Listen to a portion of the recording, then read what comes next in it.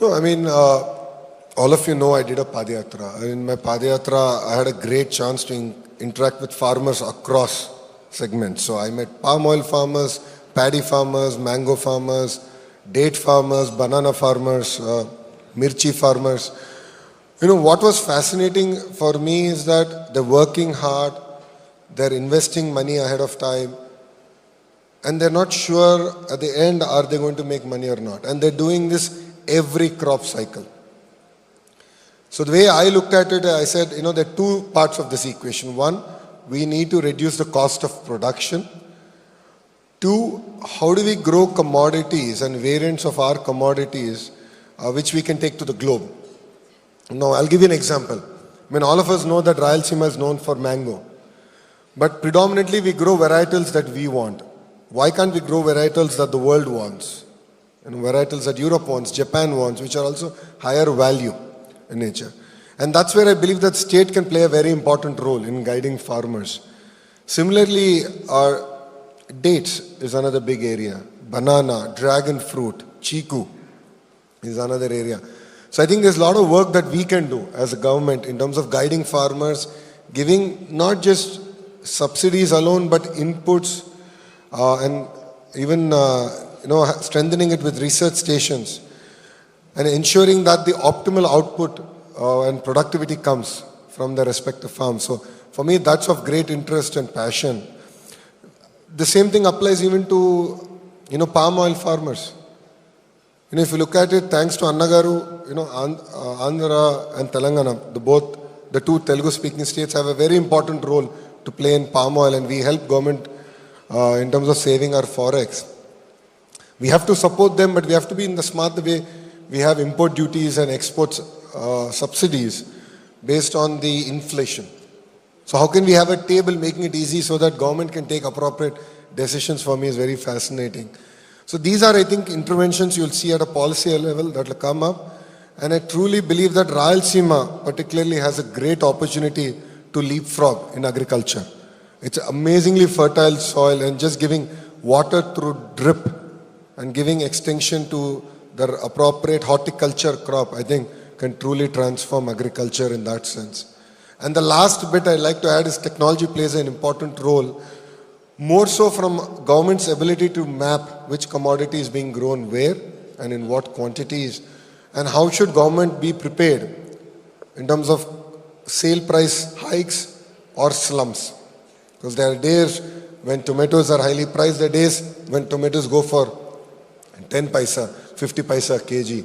So I think our government's ability to forecast that, prepare for that, and guide, advise farmers for that, I think will be very important, and that's something that we'll work on this time. Yeah, on the context of that, I've seen in your previous turn, you also attended Davos, and given that context, wanted to understand what is your strategy for attracting a lot of FDI, because I've seen you have delivered successfully on the government promise for Kia, and also you're quoting Foxconn and Brookfield.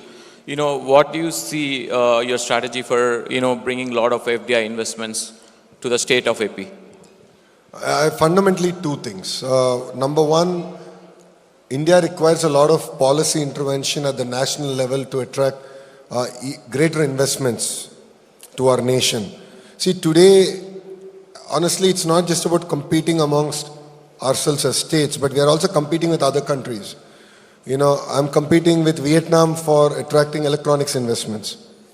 I'm competing with Ecuador on aqua exports. I'm competing with other countries on agri-commodities. So it's very, very important that we largen the pie, create a very conducive environment for medium, large corporates, global corporates to look at India as their hub. Second, it's no longer about ease of doing business, it's about speed of doing business. So all the business process re-engineering that we're doing as state is to focus on speed of doing business. So, when I met Chandra sir, who's the chairperson of Tata Sons, and I was asking him what his advice to me would be, he said, just focus on speed of doing business. And he said, today corporates are spending $2, $3, $5 billion on each project. Why should we have to keep center here? I think they would have done great due diligence before they have come to a decision. They have been weighing in different parts of the city. and also different cities of different centers of our nation. But in fact, thanks for accepting our proposal to come here, and thanks for accepting us and posing trust in us. And that gives us lots of encouragement for us, because our Chief Minister is absolutely a visionary. He's not thinking about short-term political governance over here. We have a plan, and we have to see our state grow into a 3 trillion economy by 2047, and we have named it as Telangana Rising. In the process, we have set the stage and we have set the first step to go. And, the great partners who have been partnering with us with this state for the past 6 to 7 decades, which made this possible, which directly and indirectly contributed to create this sort of a talent in this state of Telangana, then in erstwhile Andhra Pradesh. We have built many stories. The simple example I would like to say is, never in any part of our India, we have a dedicated life sciences or the pharma city by Genome Valley. And time and again, we have to show excellence. We have to show expertise. And this has only been made possible by our talent pool available here, thanks to the young, talented life sciences, graduates, now with the combination of the technology.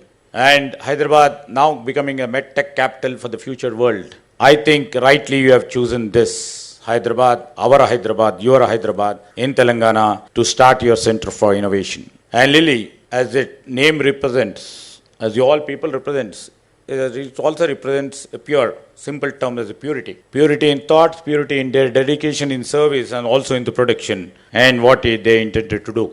Our stand, our Telangana's stand on our intent.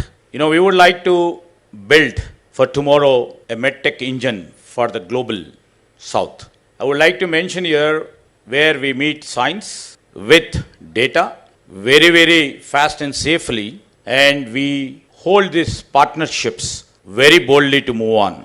And I think for a Lily, it's not just a destination, and we always believe in our building a strategic partners where world needs our cooperation. And we have a command center over here that you people call the nerve center, what you have seen, to connect to 150 countries and all, to all your centers of production. That is a beautiful facility which you have been created, and high appreciation has to go to all your technology people which made it possible, and to see that, you are never at the back of the technology.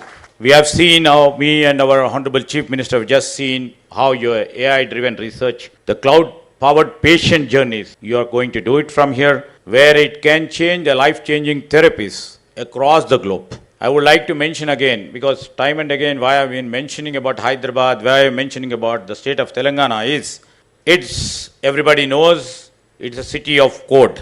Now, we are always meeting the city of code. Now we are meeting with you people that we are code here, or meeting with care, where engineering is meeting with empathy, where companies like Lilly shape not just products, but with a purpose for ultimate care. And we have all the global giants present over here. This is also a point where I mentioned to Mr. Rao then 1.5 years back. We have every global company over here now joining this companies is LA Lilly. And we welcome you again for this, where you will bring more value to our ecosystem. And in terms of medtech, we are literally seeing about what we would like to see, that a 360-degree medtech engine has to be driven. And it should be our Hyderabad and our Telangana should be a launch pad for the global value. Now, I would like to say that with the Honorable Chief Minister's vision, and many a time we have put to criticism too, but we went on doing things in our own way, trying to, create confidence in our investors, in our partners, and we made it possible. And Chief Minister was so emphatic that we will be investment friendly, we will be industry friendly, and whatever may come, we will, handhold you to see that you will grow along with us. In exactly 24-25, I would like to mention here, the state added about 70 new global capability centers in a year, with a target of 100 plus in this year of 25-26. This signifies our Hyderabad, the next frontier for R&D, regulatory and commercial scale innovation in a seamless value chain. And thanks to all efforts made by our techies over here, which made it possible. And between 23 ending till now, Telangana added about 1.1 crore square feet of the new R&D labs, manufacturing space in medtech parks. This is the fastest pace ever in India. I am not telling, our Honorable Chief Minister is not telling. It is from medtech infrastructure reports.